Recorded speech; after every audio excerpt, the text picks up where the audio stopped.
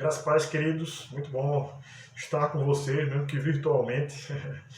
E espero que tanto vocês como suas famílias se encontrem com saúde nesse período de pandemia, de tantas confusões. Mas estamos aqui para nós finalizarmos essa nossa última aula do trimestre, para nós concluirmos então a matéria de Teologia Bíblica do Antigo Testamento 2, tá bom?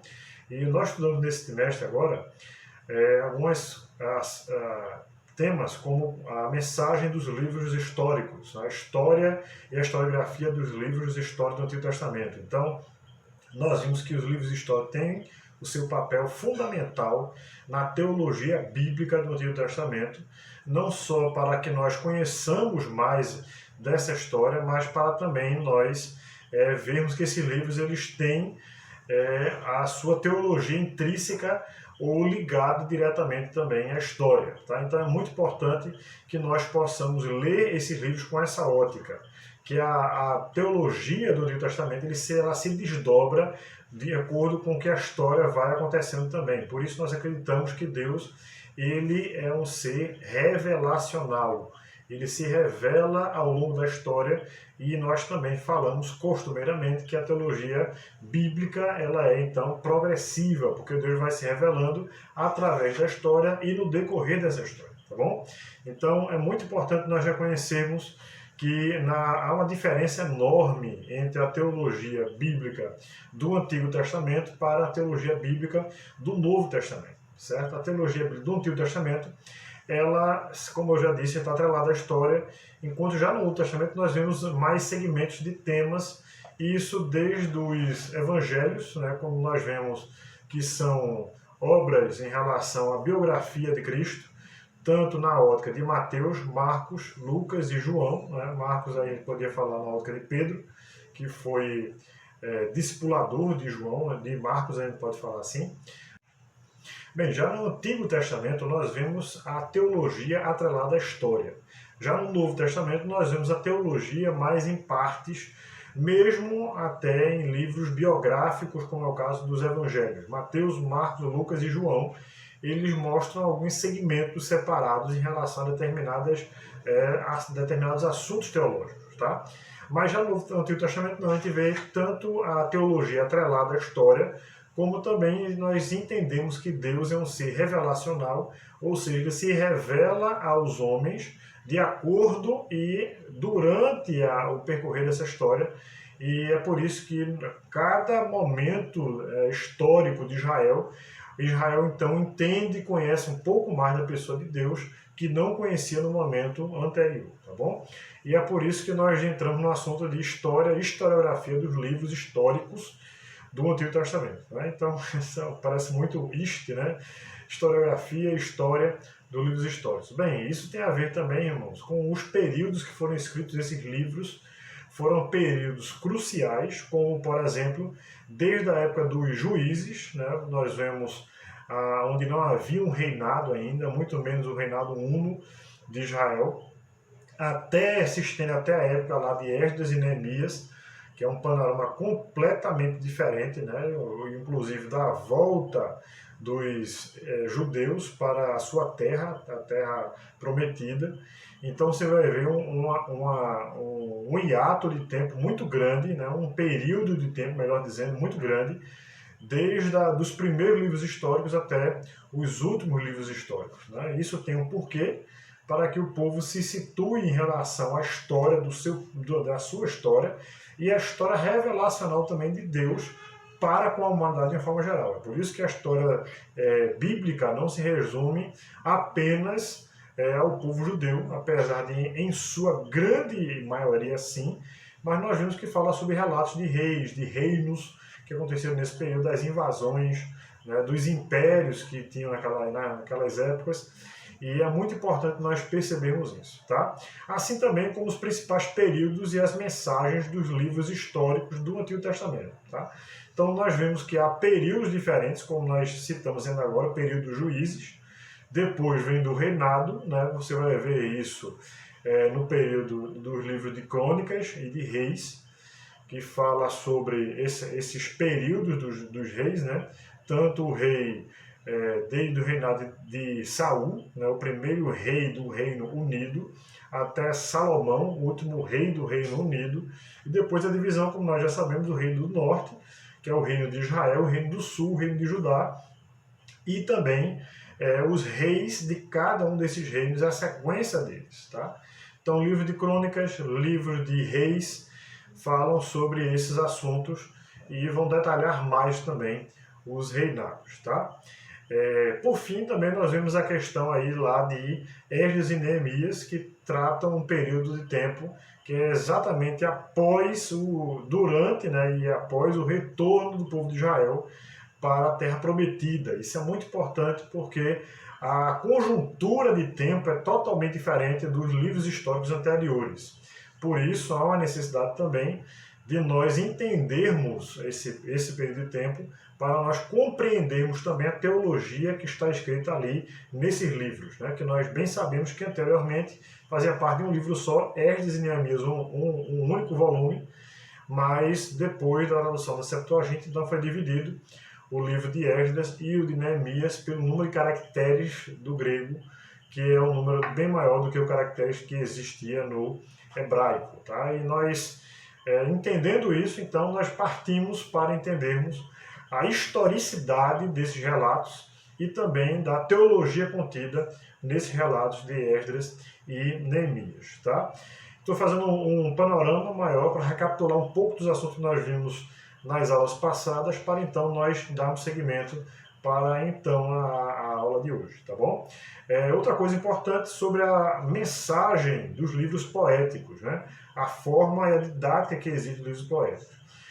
Nós já falamos em sala de aula e é importante repetirmos que nós não devemos, né, entender literalmente muitas das passagens dos livros poéticos. Né? Nós temos que entender que é uma escrita, em sua grande maioria, esmagadora maioria, daí o nome, a classificação dos livros por ser livros poéticos, a sua grande maioria através de artifícios peculiares da poesia, como, por exemplo, as parábolas, enigmas, a métrica que você vai ver, os acrônimos que você vai ver também, em exemplo, em Salmo 119, ou ainda mais a forma, né, alegórica de se falar, a forma de você ler o livro e parece imaginar um cenário, como nós vimos lá em Salmo 23.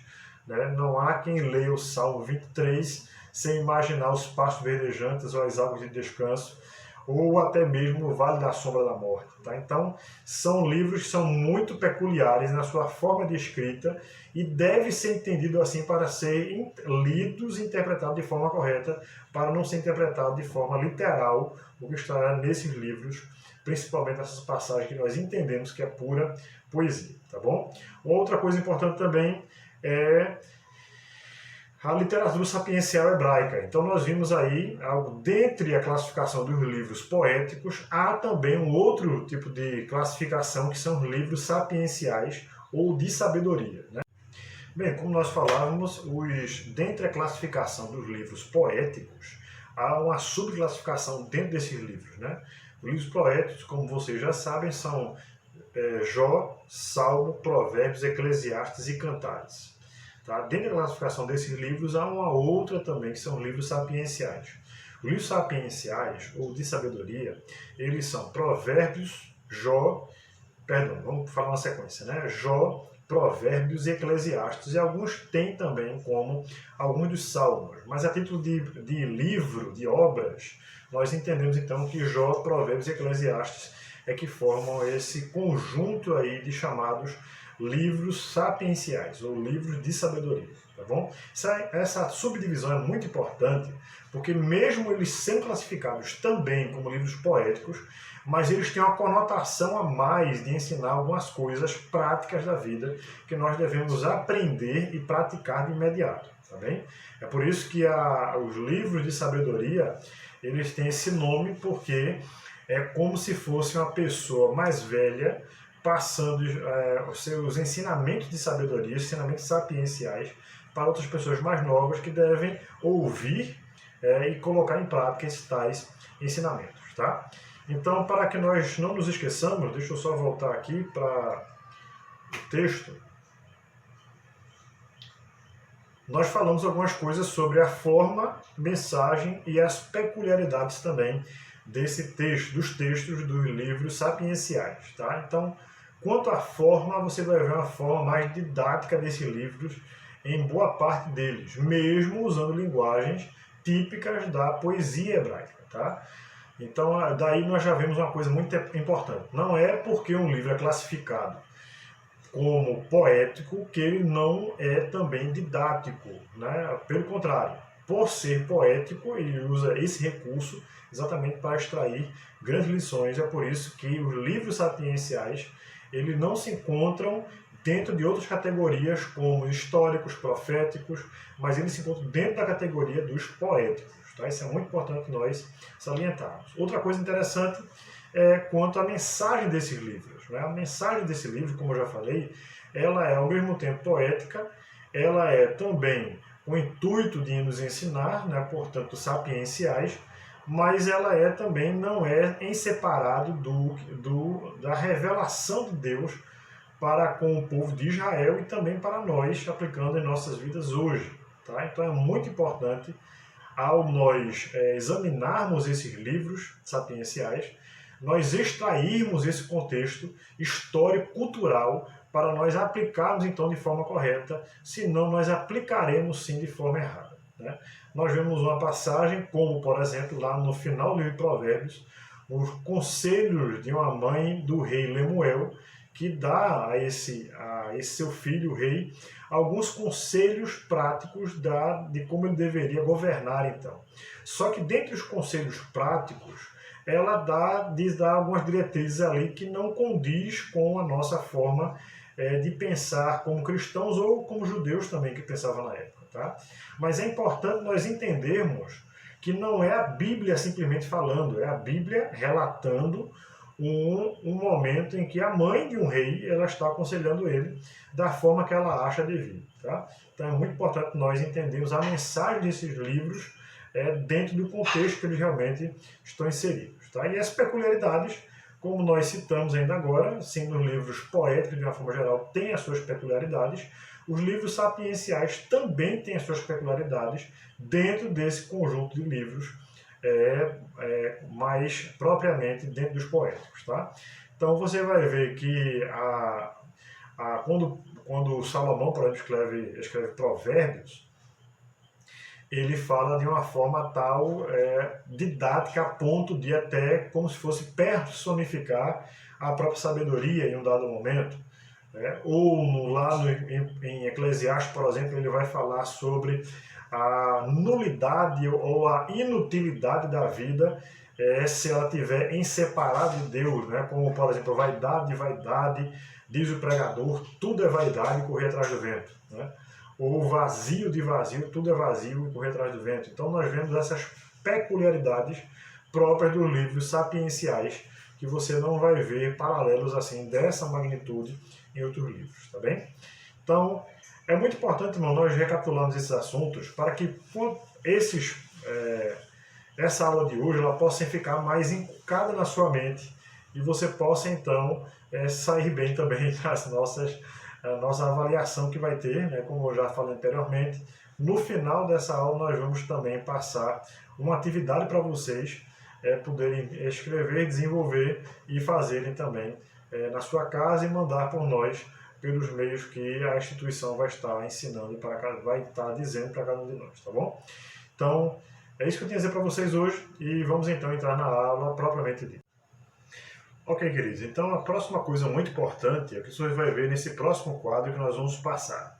Só uma ressalva antes de passar para o quadro, quando eu falei sobre instituição, eu estava falando sobre tanto o IALT como também a FATIM, né, que nós devemos prestar contas a eles sobre as notas de vocês e também para quem tem curso livre ou reconhecido, tá bom? Então vamos para o quadro, sem mais delongas, para a gente falar algumas coisas sobre os livros históricos.